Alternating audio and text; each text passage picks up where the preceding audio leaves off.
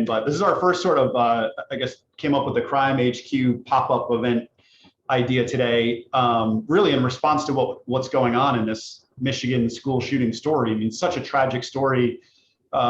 Tuesday, I'm sure everyone by now knows the facts of what happened on Tuesday in terms of the school shooting, but then as the week progresses, the story really starts turning toward the parents and what we'll get into today. But let me hopefully welcome everybody. And I'm Kevin Balfe, the founder of CrimeCon and crimeHQ, and I'm very happy to be joined at a very last minute today by Matt Mangino. Matt was the district attorney of Lawrence County, Pennsylvania. And what I really love about him is that he's also now on the defense attorney side. So he's going to be able to kind of give us that perspective, both from the prosecutor side and the defense attorney side. Also did 6 years on the parole board. So, Matt, we have to get you out to Vegas and dig into that side of it a little bit as well. But thanks for joining us. Thanks for having me. I have, since if everybody watches these crimeHQ events, they know that Kelly McClear normally does these. So I have absolutely no idea how this works. I'm a tech novice on this thing. I wanted to just get you taping it, even if there's, if people aren't able to join us live, because I think this news that's breaking today is so interesting from a legal precedent standpoint. And I want to talk a little bit about it. Let's start with let's start with the end of it, which is that the parents seem to be missing or on the run or just not in town. And from my reading of the different articles that are out there right now, there's sort of 2 points of view. The police are kind of giving, or at least the media is running with, fugitives on the lam, U.S. Marshals, they're gone. Their lawyer is sort of saying, well, they left town after the shooting for obvious reasons. Now they need to come back to town, and they will be back to turn themselves in. So how would you approach that, when you were a DA? Well, certainly, if they have left town and you're the prosecutor or the police in this matter, you want to make sure that they know you're serious about getting them back. So I'm not surprised that they're talking about the U.S. Marshals, and they're talking about, going out and finding the parents and bringing them in. On the other hand, as a defense attorney, the first thing you're going to do when your client is being considered a fugitive is to make arrangements with the prosecutor or the police to find a convenient time to turn your clients in. So I think it's a little bit of both. I think it's posturing by prosecutors to make sure they get back here as quickly as possible. And it's the defense attorney saying, hey, we'll make them available. Let's just, get this timed out. Yeah, and for reasons that we'll get into in a second of why I think this is such an interesting legal case, you really, if I'm putting my DA, prosecutor, police hat on, you want to start setting this tone right away that these people are guilty. They know they're guilty. They fled because they know they're guilty, and sort of, look, we had to drag them back to town to face these accounts. And maybe there's a little bit of almost an immediate PR battle on day one, but it's tough if you are the defense attorney and want to just say, guys, let's all take a breath. We'll be back by 10 o'clock tonight. You can make a simple cell phone call to the police and sort of get that solved. And from the defense standpoint, it's not just a matter of posturing here. You want to make sure that you get it on the record as quickly as you can that your clients are going to turn themselves in, because flight can be indicative of acknowledging guilt. So you don't want to make it seem as though your clients fled the city and the police have to go out and look for them. You want to make arrangements as quickly as possible to have them turn themselves in. Yeah, exactly. Okay, so let's get to the crux of this and why I wanted to have someone with both the prosecutor and the defense side on. So everybody should probably know by now, today the prosecutor, Karen McDonald, announced charges against the parents, 4 counts of involuntary manslaughter, which, at least from a media standpoint, they say carries potentially a 15-year sentence. A serious charge, right? Not seemed to me when I heard the charge as involuntary manslaughter that carried a lot of weight to it. So in my deep diving today, I'm sort of trying to understand where are they coming from? Like, how is this not just, listen, being a bad parent is not necessarily a crime, let alone involuntary manslaughter. So how do you get to that level? So I'm going to try something that I know Kelly would never try, which is a screen share of a video where Karen announces these charges. And let me see if I can play just a 20-second clip here to sort of set this up. My apologies if this goes horribly awry. Let's see what happens. Anthony, James, and Jennifer Crumbly were shown the drawing and were advised that they were required to get their son into counseling within 48 hours. Both James and Jennifer Crumbly failed to ask their son if he had his gun with him or where his gun was located, and failed to inspect his backpack for the presence of the gun, which he had with him. James and Jennifer Crumbly resisted the idea of them leaving the school at that time, of their son leaving the school at that time. Instead, James and Jennifer Crumbly left the high school without their son. He was returned to the classroom. Okay, so that to me was the sort of, I mean, it's a 22-minute thing, but basically you guys bought him this gun as a Christmas gift. You took him to the range. You text messaged him the day before when he got caught Googling for ammunition in school. The mom text messaged and said, quote, LOL, I'm not mad at you. You have to learn to not get caught. Right. So with all that as the background, then that morning comes, they find a very disturbing letter that he had written in school with blood and all this sort of things. Call the parents back into the school, child, parents, and school administrators all in this meeting. Sorry, I'm trying to end that dinging. And that's where the crux of her argument around how did you guys were the only people in position to know he had a gun. School couldn't have known that. How did you not ask, do you have that gun in that backpack? So what do you make of that as the crux of the evidence to get over a hurdle of this is not just negligence of the parents or forgetfulness or bad parents, this is actual involuntary homicide? Well, I think that, the prosecutor in this case said that, this isn't ordinary negligence. And as you, Kevin, just went through the scenario, they bought the gun on Black Friday. It clearly was a gift to him. The mother texted that they or posted something that they were out testing his gift. So it was the student's gun. And obviously these disturbing drawings and searches on his phone in school for ammunition would even heighten the concern of the parents and certainly the concern of the school. And yet this child had a gun in his backpack when that very meeting was going on. And the parents didn't ask him if he had the gun. The parents didn't look into the bag. Of course, the school district didn't do that as well. And that's an issue for another day. Right. So the prosecutor has filed involuntary manslaughter charges. So involuntary manslaughter is an accidental death, but it's not just mere negligence that causes the death. It's gross negligence or recklessness, carelessness.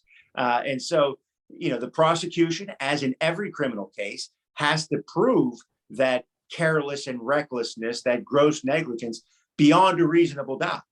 And that's not going to be easy in this case. It's certainly not unprecedented that parents of a school shooter would be charged, but it is rare.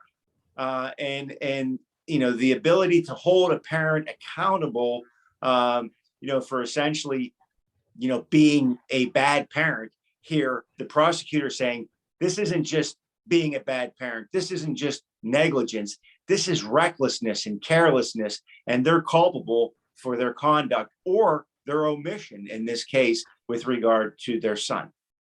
Well, the way the media story that I read framed the charge, the involuntary manslaughter charge, was, quote, someone contributing to a situation where the probability of harm or death was high. Now, I don't know if that's the legal definition or if that's the media's interpretation of the legal definition. But if that's really the bar, contributing to a situation where the probability of harm or death was high, sure. I mean, yeah, contributed, but that doesn't seem. I'm just picturing myself. I'm sitting on that jury, and the community wants justice, and we've got the shooter over here, and he's going to go through his own trial. But you're sitting at these parents, and you want so badly to take this out on them. I'm predisposed, I think, as a jury member to want to hold them accountable, but I'm also a parent, and I'm really struggling with that definition to say probability of harm or death was high. I mean, what if I left the car keys out in the bad place and my 14-year-old grabbed the car? The probability he's going to kill someone in the car is really high. I mean, am I involuntarily, manslaughter for that? like where is the real line when the judge gives those instructions to a juror in something like this? Right. I mean, this is obviously a terrible tragedy. You have 4 deaths, and you have a number of students who were seriously injured by this. And certainly, you know, we all have our opinions. We want to send our children to school, and we want them to be safe. We certainly don't want them, you know, to be killed. But on the other hand, we also have children of our own, and we look at this and say, wow, you know, could my son, could my daughter do something you know, stupid in school? Yeah, they do it a lot of the time. Obviously this rises to another level, but I think what Karen McDonald is trying to do here is say, listen, you know, we have to draw a line in the sand somewhere. We can't just say, hey, listen, parents, you know, don't lock up your guns, give your children guns. Don't teach them anything responsible. Don't watch over them and make sure that they're not doing something that would be, you know, catastrophic like this. And we're just not going to, you know, hold you responsible for that. I think she's trying to say, hey, listen, there has to be some responsibility here. If you're going to buy your 15-year-old a gun, and your 15-year-old is going to be looking for ammunition while he's in school on his phone, and he's going to write pictures about or make pictures about drawings about a massacre, then you need to step in.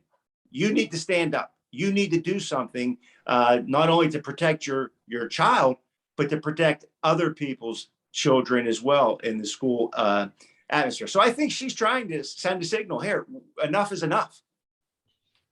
Yeah, no, I agree. And she, you know, doesn't acknowledge it in that bluntly, but she sort of, you know, she talks about it in that way. I think I'm curious when it gets like, is this, you know, there's the overcharging side, right, from DAs. Like, would your view be that she's trying to start here with the idea that ultimately they're going to end somewhere, or they're, you know, do you really think that this charge has merit where this could go all the way and these parents end up in front of a jury on these charges?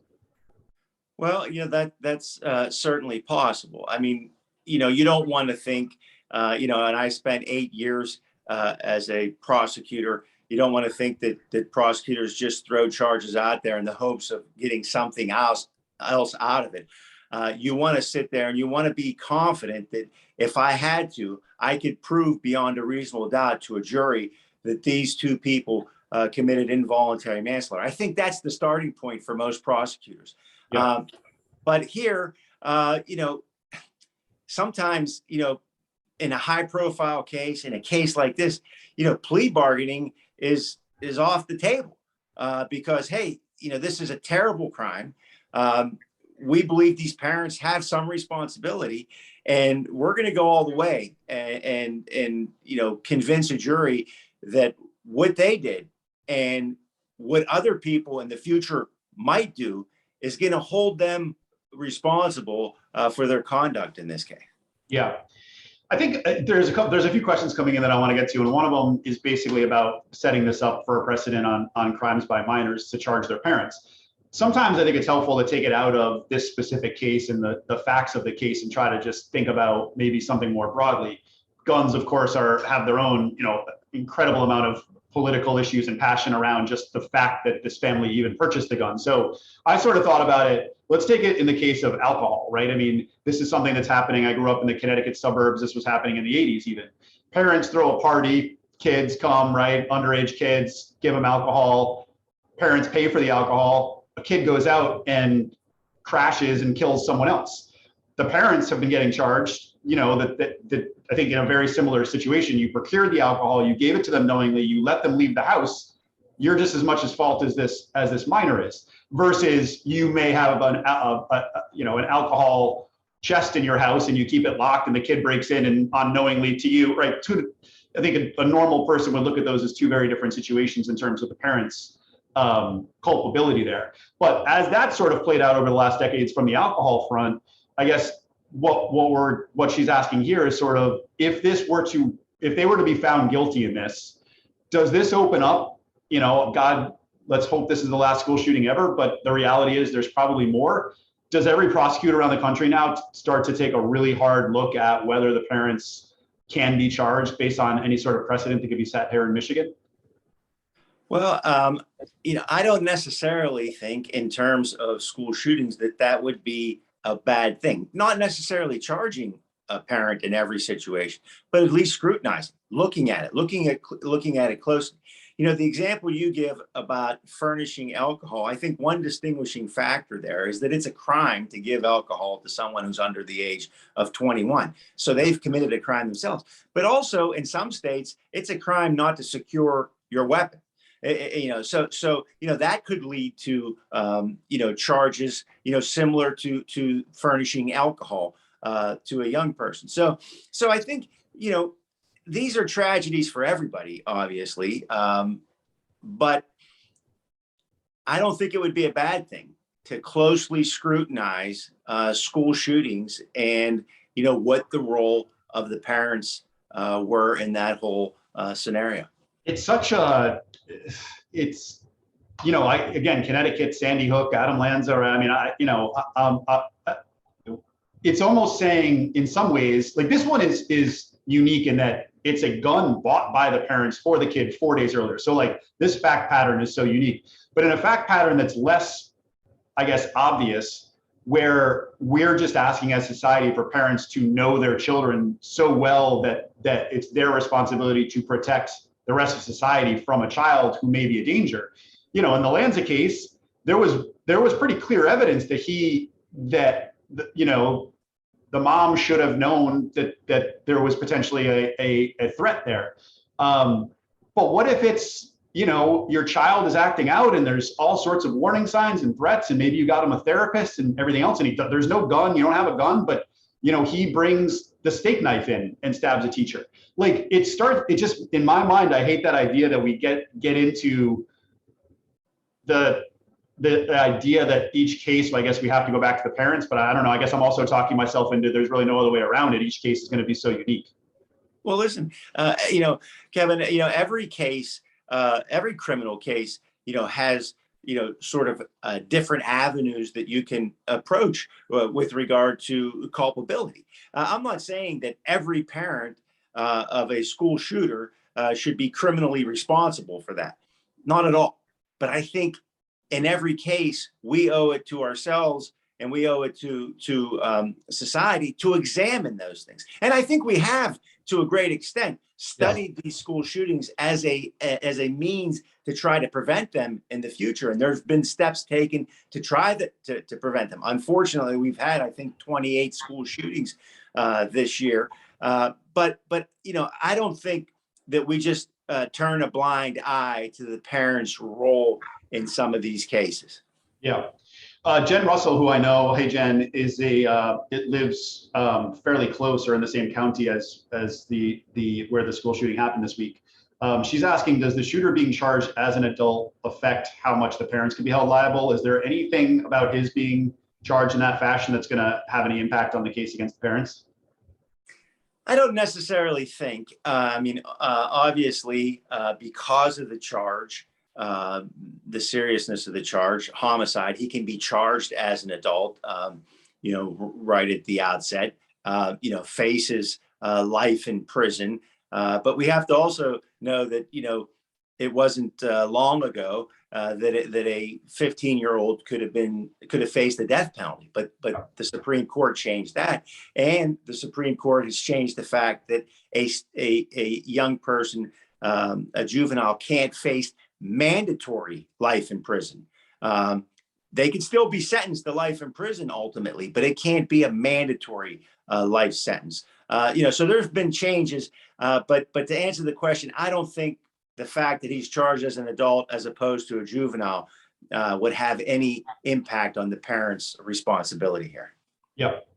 And then, another question that's come in is, I'm going to try to rephrase it a little bit. If, let's say that this were to go to trial and a jury finds them guilty, and now prosecutors around the country sort of say, okay, society now wants to somebody takes it as a mandate. Can you go back to previous school shootings if the prosecutors at that point maybe felt like they were right at the cusp of a case in Aurora or in Columbine or in Oregon, and this now sort of says to them, hey, we're here now. This is what the society wants. Can they go back and potentially, assuming the statute of limitations is not up, and introduce new charges against parents from older shootings? Well, I think you hit the nail on the head. It would vary from state to state based on the statute of limitations in those states with regard to a charge like involuntary manslaughter. Typically, a homicide charge does not have a statute of limitations. At least in the state that I practice, homicide, there's no statute of limitations. Now, if you were going to charge, something less than that, some other charge, corruption of minors or other related things, there would be a statute of limitations. So that would vary from state to state. But I would think in most of these cases, or a high significant majority of them, these matters have been reviewed and decisions have already been made about whether or not the parents would be charged. And in most instances, they haven't been. So I think that could have an impact on it as well. If a prosecutor has looked at this and said, hey, we don't think there's a basis and we're not going to go forward, a new prosecutor, as we learned from the Bill Cosby case, can't come along and say, oh, well, we're going to file charges. Oh, so that brings up an interesting question, because the Cosby case I thought was based on the fact that there was sort of this written deal with the prosecutor. But in a normal course of action, if a prosecutor decided just to not prosecute, but on no deal was made, no whatever, could another prosecutor come in and follow through with those charges? Well, I think that a prosecutor could, but I think a prosecutor would be facing the same kind of hurdles that, hey, this was already examined. What's the new evidence? What's different now that you've taken office than your predecessor had at his disposal to make this decision? I think it has an impact. Right. Yeah. And it's got to be evidence-based, not just sort of in this other state, something happened and now I can maybe pull this back. You and I were talking about this earlier, and the questions sort of come in. The school meeting that morning, the morning of the shooting, he has created some disturbing drawings such that again, there's a pattern here. And I think to the school's credit, they immediately get him out of the classroom, get him into the office, call the parents in, and they have this meeting that morning. And the end of the meeting seems to be, you guys need to get your son into counseling within 48 hours. But if I'm putting a defense attorney hat on, I'm saying, well, if you guys thought he was a clear and present danger at that moment, why would you let him leave that office and go back to the classroom? Now, again, they didn't have the knowledge about the gun, which of course, I don't think anyone's putting them in the same category as the parents. But I think Kelly's asking, if the parents are culpable, is the school also not culpable for having known the same fact patterns? They knew he searched for ammunition. They saw the drawing. They've had all the other reports in his file. Should they have done more? And I assume there couldn't be criminal. Maybe I shouldn't assume. Could there be criminal charges there, or would that be a civil case? Well, I think the fundamental question with regard to this issue is, and I'm not familiar with the nuances of school law in the state of Michigan, but I know generally that the Fourth Amendment does not provide the same kind of protections in school that an individual would have out on the street.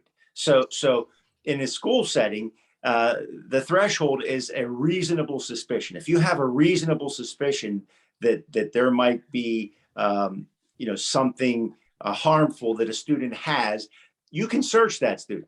Okay. And there have been cases in other states other than Michigan that have said, hey, if you suspect or even, think that a student might have a loaded gun, for instance, you don't even need reasonable suspicion. You can search that student, and you can search that student's locker. You can search that student's bag.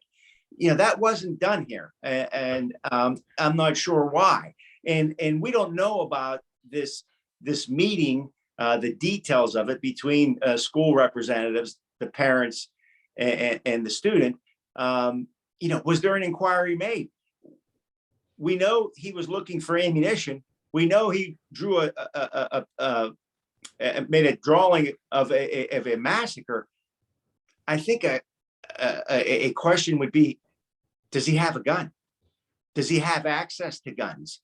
And you make that inquiry. It may have been done, and maybe they were misled, and we don't even know that at this point. But I think there's going to be some scrutiny over what happened at that meeting before the shooting. I think, yeah, and rightly so. I mean, but also once you take it away from the obvious person who committed any crime and take it out into the surrounding folks, whether it's parents, school people, therapists, any friends, like you start to get into the unique fact patterns around when did you know it, what would a reasonable person have done in your situation.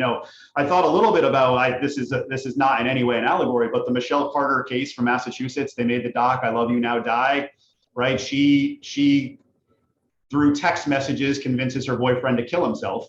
And in a similar way, right? She didn't pull a trigger. She didn't do anything other than words, and what was her culpability in it. And I think it's a fascinating maybe thing for CrimeCon when we all get there in person next year to explore in greater detail, because it is not a straightforward issue. And I think that these are really fascinating where you have these debates that really are dependent on the facts of the individual case. But slippery slope is used a lot, and I sometimes hate it, but it does get slippery. How much did the principal know? What about the guidance counselor? What about his homeroom teacher? What about the best friend? What about the girl? We got to go through everybody now. Right. And we know, historically from school shootings that, I think the number's 80% of the school shootings, the gun came from home. Yeah. And somebody knew that something was amiss or something was going to happen. And so, it's a matter of collecting intelligence and making decisions about, what's important and what isn't, that you learn as you go through this process. So I think, it's certainly going to be interesting to see how this case unfolds. Yeah, I think so as well. Claire asked a question. I'm going to try to, I've been reading it, trying to figure out how to ask it to you, because I think it's a little bit thinky, but I'll just read what Claire wrote and you sort of react. But she says some people argue that human brain doesn't fully develop until 25 years old. Yet a child at a very young age knows, it's inappropriate to hit and injure. We teach our kids on playgrounds and, just sort of general rules of society. So the question is, how do we determine degree of culpability for teens when parents are involved or help, when fellow school kids often know and more? So again, kind of what we've been talking about, but I guess more with the idea of under 25, you sort of have this, I don't think anybody's sort of saying that at that age, you don't know that murder is not allowed. But I guess given the, can parents contributing, buying a gun makes it feel like it's okay for you to have a gun, right? I mean, does it, I guess she's asking sort of back to the culpability of the parents. Does that help maybe sway Karen McDonald here in this case to put these charges on, saying again, I'm taking it from her, not what she's going to say in public, but like, you idiots, you just lit gasoline on fire. You knew you had this tinderbox and you provided it with a match.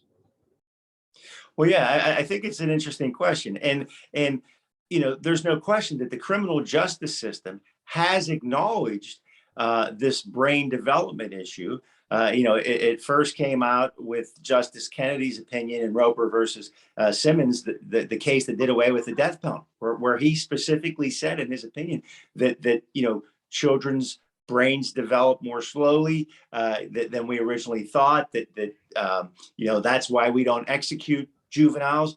That's why we don't sentence them to mandatory life in prison. So the criminal justice system has acknowledged exactly what she said in her question. And so it leads us to the next issue is, if you have a 15-year-old, should you be buying a handgun for that 15-year-old? And we don't know, this young man's background, his mental health issues, if he had any, right? How would that impact the parent's decision with regard to buying a handgun as a Christmas gift for a 15-year-old? Right. And it's hard to separate for a lot of people the politics and everything that goes. The parents have this Trump overlay, and of course, as soon as you mention Trump, right, it's just I like the idea of sticking to the legal facts and really trying to figure out what does this mean in this particular case, and then of course, what does this mean going forward for every district that's going to unfortunately face an issue like this. Anybody else has any questions? Shoot them in the box right now. We're going to wrap. But But I guess my last question for you was sort of, we're so early in this, she's released some information. We don't have all the facts. So this is an unfair question. I admit it up front, but you've been on the DA side, you've been on the criminal defense side. You've got to pick one for this case and you have to win. You have to win. Which, would you rather be in the prosecutor's shoes here, or would you rather be on the defense side? That's a good question. And as a prosecutor, as a former prosecutor, I see what the prosecutor in this case is trying to do. And I see why it's important to her and it should be important to society. But on the other hand, as a defense attorney, I can see that there's a lot to work with here. And that's what's going to make this case so interesting as it moves forward. There's going to be challenges in this case pre-trial. There's going to be challenges, to the prosecution's ability to prove these elements of involuntary manslaughter beyond a reasonable doubt. And it's going to make, a lot of people stop and take a look at what's going on in the courtroom in Michigan in this case. And this is why you were a two-term DA, because that was a very artful dance around answering that question. And I will respect the dance and not make you answer it. Matthew, thank you so much for coming on such short notice. Everybody, CrimeHQ, have a great weekend. We're going to keep following this. And, Matthew, if there's twists and turns, hopefully you'll come back and help us try to make some sense out of it. Because I think we all sort of chat about it all day in the platform, but no one's coming at it from a legal point of view. And I think it's always good to get re-grounded back in what's really going to happen if and when this gets into the courtroom. So thank you. And I'd like to. we'll Thank talk you. again soon. All right. Thanks, everybody. Have a good weekend.